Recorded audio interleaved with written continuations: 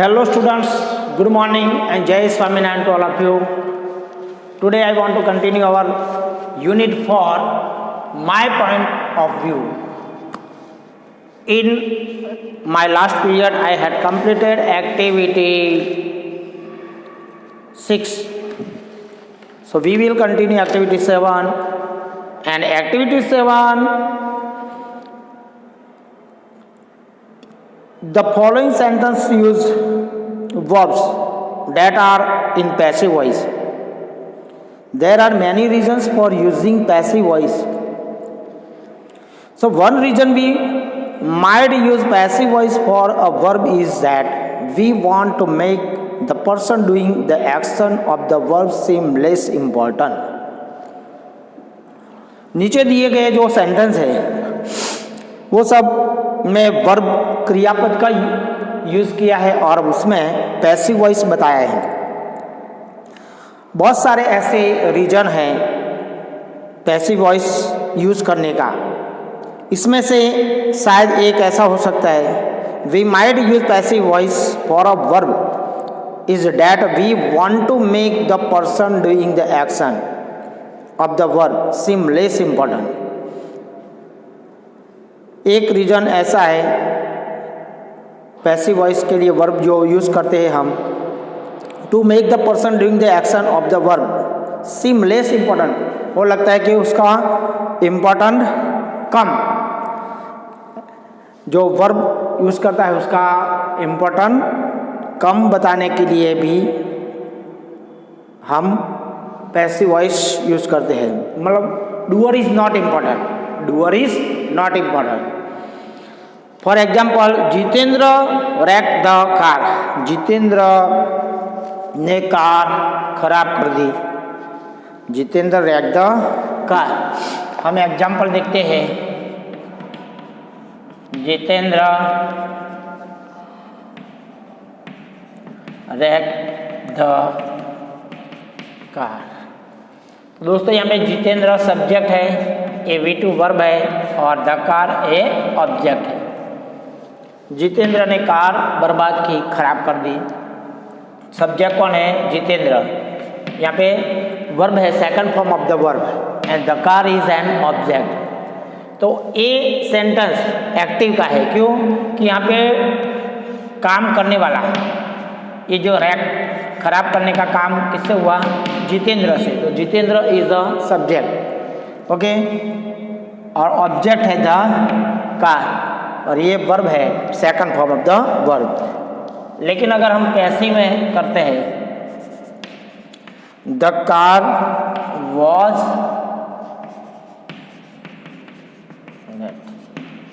The car was raked, तो यहाँ पे वॉज रैक्ड ये क्या बताता है? Passive voice. वॉज रैक्ड क्या बताता है? Passive voice. And we don't know who wrecked, हम जानते नहीं कि किसने किया। यहाँ पे हमने सब्जेक्ट का यूज़ किया है, यहाँ पे एक्शन सब्जेक्ट के द्वारा हुई, कर्ता से।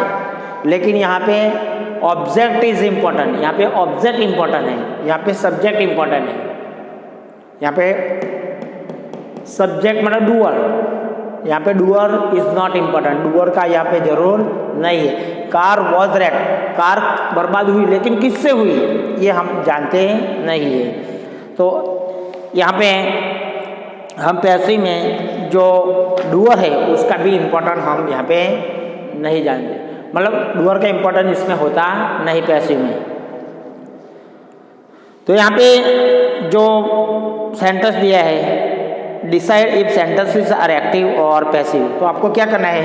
अगर जिसमें सब्जेक्ट से मतलब डूअर से एक्शन होती है, क्रिया किससे होती है?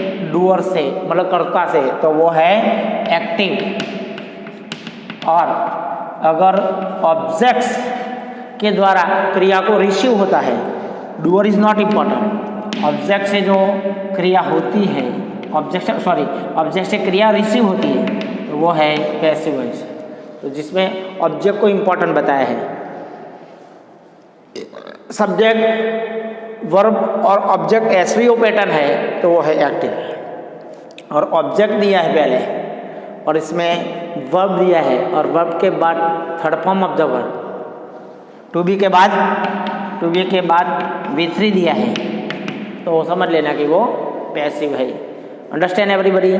तो आपको ये जो एक्सरसाइज है वो आपको खुद को करनी है। नाउ एक्टिविटी 8 हम देखते हैं। Activity 8,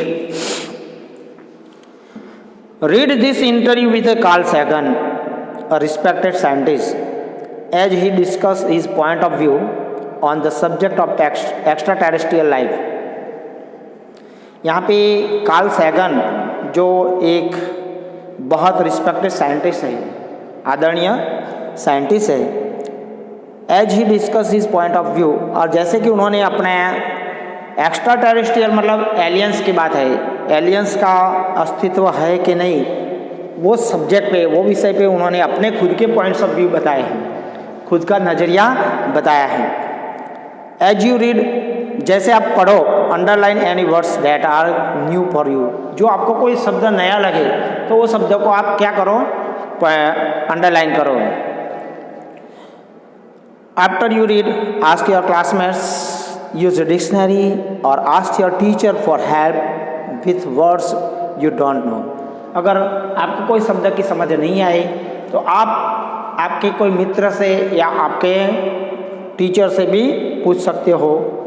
help everyone in your class understand the reading, सबको आप मदद करो आपके क्लास में ये समझने के लिए, रीडिंग समझने। यहाँ पे एक कोटेशन लिखा है, somewhere something incredible is waiting to be known. Carl Sagan का एक कोटेशन है। एक देखो यहाँ पे अच्छा थॉट कोटेशन लिखा है, somewhere something incredible is waiting to be known. It means कि कहीं पर कुछ जबरदस्त कोई ऐसी, इनक्रेडिबल मतलब आश्चर्यजनक, अविश्वसनीय ऐसी चीज इंतजार कर रही है कि हम उसको जाने, ऐसी चीज पड़ी है जिसकी हम खोज कर, वो इंतजार कर रही है कि हमारी खोज करे, हमारे कोई संशोधन करे। तो ऐसी कहीं पर कुछ जबरदस्त ऐसी चीज़ें पड़ी है जो इंतजार कर रही है कि हम उसको जाने। तो यहाँ पे हम इंटरव्यूअर कार्ल सैगन से क्या क्या क्वेश्चन करता है वो देखते हैं। The interviewer asked doctor Sagan to give his views on the existence of intelligent extraterrestrials and the many sightings and reports from people who say that they have seen this being on Earth। Carl Sagan से interviewer पूछ रहे हैं कि क्या आप ऐसा believe करते हो, आप ऐसा बिलीव करते हो कि ये जो इंटेलिजेंस एक्स्ट्रा टेरेस्ट्रियल्स मतलब ऐसे कोई एलियंस जैसी कोई चीज़ रहते हैं और उनमें आपको लगता है कि वो लोग अर्थ पे रहते हैं और वो लोग सोचते हैं कि एलियंस रहते हैं, जो अर्थ पे लोग रहते हैं वो ऐसा सोचते हैं कि भी एलियंस जैसी चीज़ है, तो इसमें क्या आप मानते हो कि नहीं? ऐसा इंटरव्यूअर कार्ल सैगन को प्रश्न कर रहे हैं कि भी आप बिलीव करते हो कि ऐसा कोई एलियंस जैसी चीज़ है, और ये जो पृथ्वी के लोग हैं, अर्थ के लोग, वो भी ऐसा सोचते हैं कि एलियंस तो है, तो आप ऐसा मानते हो कि नहीं? तो Carl Sagan replied, I personally have been captured by the notion of extraterrestrial life and especially extraterrestrial intelligence from childhood. It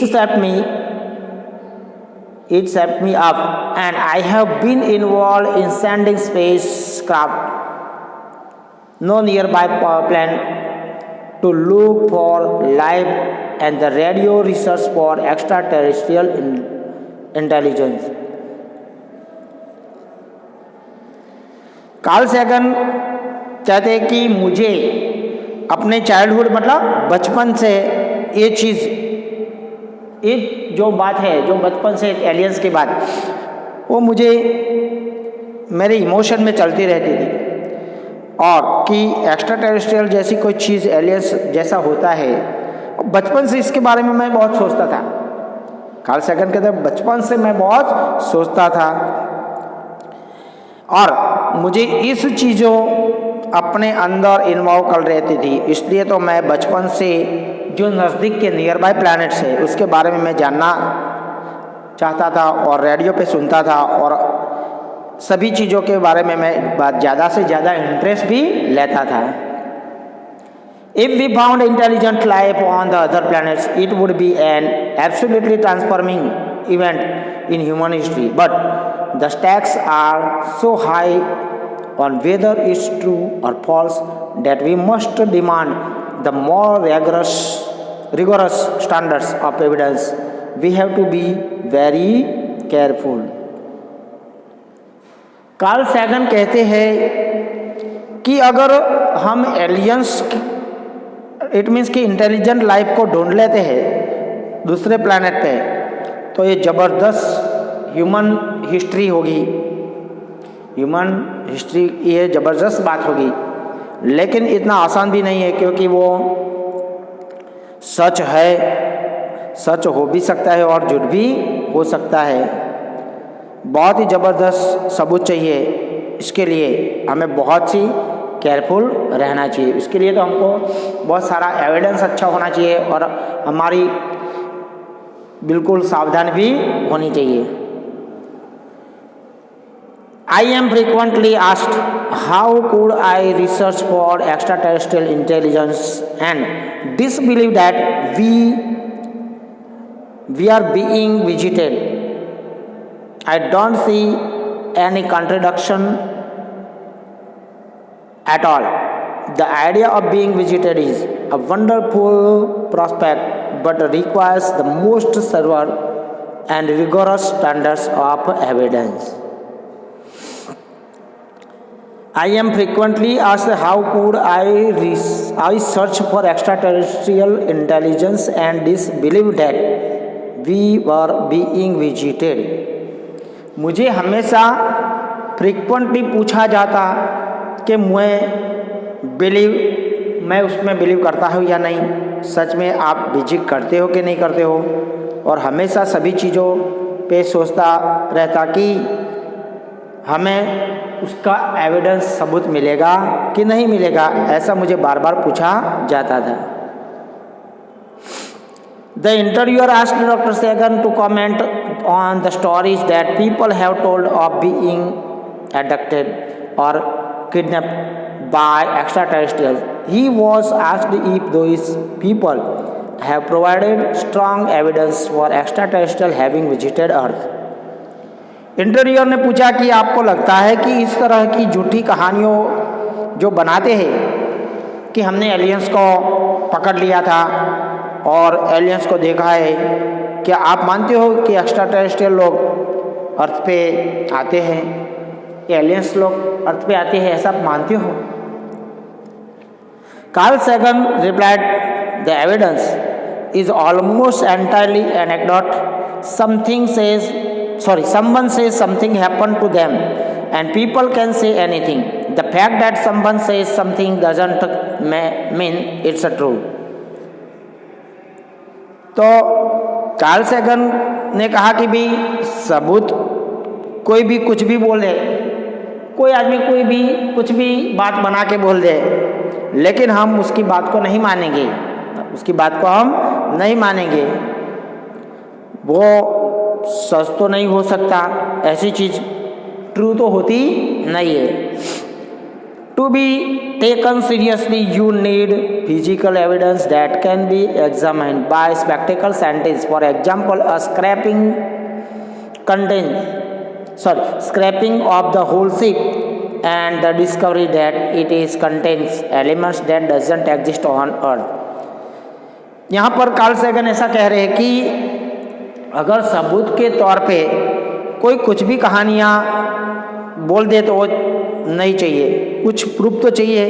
physically किसी कोई शिप मिल जाए, कोई जहाज़ मिल जाए और उसके अंदर कोई सामान चीज़ पड़ी है, तो जो बोलते हैं कि भी इसे अर्थ पे होती नहीं है, तो हम उसको कैसे मानेंगे? But the there is no scraping or other evidence. All there are stories. There are instances of disturbed soil, but I can disturb soil with a shovel. There are instances of people claiming to flash lights at UFOs and the UFO flash back, but the pilots of airplanes can also flash back, especially if they think it would be a good joke to play on the UFO enthusiast. So that does not constitute a good evidence. देखो दोस्तों, यहाँ पे Karl Sagan बता रहे कि कुछ लोगों का कहना है कि हमने ऊपर से लाइट मारी तो ऊपर से यूएफओ ने भी हम पर लाइट मारी, ऐसा कुछ लोग बोल रहे हैं। तो क्या प्लेन चलाने वाला भी ऐसा कर सकता है? कुछ लोग कहते हैं कि मिट्टी का यहाँ पे शेप भी, हमारे यहाँ पे मिट्टी का शेप भी बदल गया, तो शायद वहाँ पे एलियन आया होगा। तो ऐसा तो बोल के वो जॉक मारे, क्योंकि अगर कोई शॉवेल अपना फावड़ा लग के कोई मिट्टी खोदे तो भी शेप तो बदलता है। तो उस बात पे मुझे तो जॉक जैसा लगेगा, वो बात मेरे लिए एक जॉक जैसी लगेगी, ऐसा कार्ल सैगन बता रहे हैं। मतलब ऐसा कहने से मिट्टी का शेप बदल गया तो क्या एलियंस आया था, ऐसा हम कैसे बिलीव कर सकते हैं? तो ये बात एक जॉक्स जैसी लगती है। तो दोस्तों, यहाँ पे we have completed activity 8 and here there are some questions. When can we take any story या tale seriously? When can we take any story या टेल सीरियस? हम कब कोई स्टोरी को सीरियसली ले सकते हैं? एनी स्टोरी और tale can be taken seriously only when its physical evidence can be examined by spectacle scientists. अगर कोई वैज्ञानिकों द्वारा उसको सही तरीके से वो सही है कि नहीं है, वो बात का प्रूफ हो जाए एविडेंस का, तभी हम उसको सीरियसली मान सकते हैं कि वो स्टोरी सही है। Second question, what does not constitute a good evidence? What does not constitute a good evidence? Constitute मतलब तैयार करना। व्हाट डज नॉट, क्या अच्छा एविडेंस तैयार नहीं करता? तो disturb soil, anybody can disturb soil with soil. ये जो एविडेंस मिला है कि डिस्टर्ब सॉइल, तो सॉइल तो अगर कोई सॉवेल से भी, मतलब पावड़े से भी सॉइल को डिस्टर्ब कर सकते हैं। Flashing back of light, light को फ्लैश बैक मिलना, वो तो इवन पायलट्स और एयरप्लेन्स के also can flash lights back just for a job. अगर कोई एरोप्लेन भी फ्लैश लाइट दे सकता है खाली जॉक्स, मतलब मजाक करने के लिए। So they do not constitute a good evidence. तो मतलब वो कोई अच्छी एविडेंस हम नहीं बोल सकते, इसको कोई अच्छे एविडेंस बोल सकते नहीं है। So here we have completed activity 8। Activity 9 क्या है? In this unit you have explored many idea. ये जो यूनिट है इसमें आपने बहुत सारे आइडिया एक्सप्लोर किए हैं। Activity 3 you give your own point of view about extraterrestrial life and listen to the points of view of, आपको आपके क्लासमेट के भी पॉइंट्स ऑफ व्यू बताने हैं। Activity 5, 6 summarise UFOs of India, और activity 5 और 6 वो समरी है, प्लेन साइकिल प्लैनेट है। And you look carefully at the information that different sources in India, UFOs in India, planes और planet provided about the sighting of India. Finally, in activity 8, you read an interview with Carl Sagan, a respected scientist, about the kind of evidence that you need to show that extraterrestrial life exists. So remember that evidence is the information that convince us something is true. तो दोस्तों, यहाँ पे ये बताया है कि evidence चीज़ क्या है। एक्टिविटी 9 में क्या है कि अभी सभी आप पॉइंट्स ऑफ व्यू सबके देखें, तो सबके जो एविडेंस पुरावा वो अलग अलग दिया है। तो एविडेंस का मतलब क्या है? तो evidence is the fact that show carefully that something exist और इज ट्रू। एविडेंस का मतलब है कि ऐसी हकीकत, फैक्ट मतलब हकीकत, दैट शो कि जो बताता है, क्लियरली मतलब स्पष्ट, समथिंग एग्जिस्ट कि कोई चीज़ का अस्तित्व है और वो सही है, कोई चीज़ का अस्तित्व है और वो सही है, वो बताता है, उसको बोलते हैं हम evidence. So evidence is information that we can use to help explain why we think and what we think. हम क्यों सोचते हैं और क्या सोचते हैं। When we give the opinion or idea, people often ask why we believe what we do। हम क्यों बिलीव करते हैं कि हम क्या करते हैं। One way that we answer why is with information and fact from different sources। तो दोस्तों यहाँ पे एक्टिविटी 9 कंप्लीट होती है और क्वेश्चन आंसर तो आपको लिखना है। और तो जो लास्ट एक्टिविटी 10 है उसमें तो जो लाइट है, प्रकाश, उसकी जो कितने सेकंड में वो आता है वो बताया, वो तो साइंस में भी आपने पढ़ा है। 299,792.458 किलोमीटर की स्पीड है लाइट्स की, 1 लाइट सेकंड है वो। और 1 लाइट मिनट का है 17987,547.5 kilometre. That nearest star is a Proxima Centauri and it is 4.243 light years away from Earth। वो इतना दूरी पे है अर्थ से। तो ये भी थोड़ा इम्पोर्टेंट है, तो वो भी आपको मेमोराइज करना है, उसको तैयार करना है दोस्तों। Okay, so here we have completed our chapter Unit 4 and you have to write question answer in your CW notebook। Okay, जय स्वामीनारायण।